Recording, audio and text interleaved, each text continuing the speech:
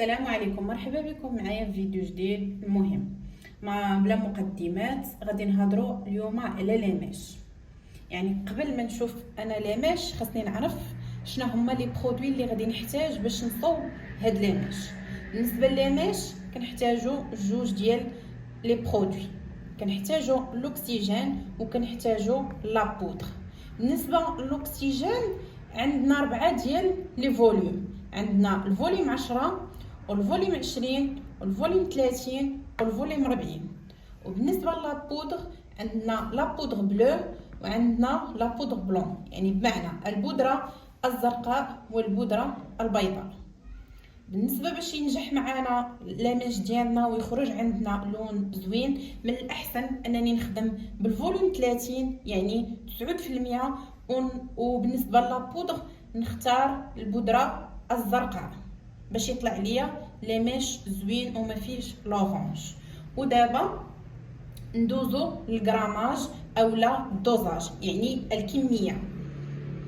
بالنسبه لابودر الا خدينا معلقه وحده ديال لابودر سواء البيضاء اولا الزرقاء، المقابل ديالها كناخدو 2 معالق ديال الاكسجين. بمعنى الا مثلا خدينا 2 ديال المعالق ديال لابودر المقابل ديالها 4، يعني كنضربو فوا 2، يعني ديما الاكسجين كيكون فوا 2 على لابودر. معلقه وحده ديال لابودر كتساوي 2 معالق ديال الاكسجين. ودابا غادي ندوزو الادوات اللي غادي نحتاجو باش نخدمو لاماج. اول حاجه هي هاد البيناكور، تكون على هذا الشكل. من الاحسن تكون الراس ديالها ديال الحديد باش ملي نديرو عمليه تريكوتاج تكون مزيانه. وغادي نحتاجو الاوراق معدنيه اللي هي البابي الومنيوم، وغادي نحتاجو لواحد البلانشا باش نخدمو لاماج ديالنا، هي اللي كنحطو عليها الالومنيوم على هذا الشكل. تكون هكا ديال الالومنيوم ولا ديال الكرتون، المهم تكون شي بلانشيط اللي قاصحه باش نخدموا عليها لاماج. وغادي نحتاجو بيان سور البول ديال البلاستيك والبانسو ديال البلاستيك. وكيف ما قلت لكم بالنسبه للدوزاج او للغراماج ديال الميلونج اللي غنديرو ما بين لابودر وما بين الاكسجين خاصو يكون على هذا الشكل.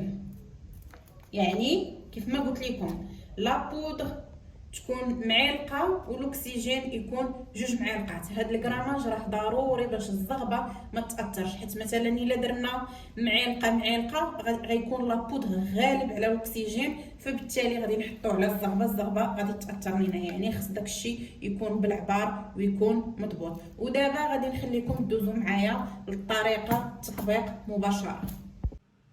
بالنسبه للطريقه ديال التطبيق فهي راه جد سهله، خاص غير شويه ديال التركيز.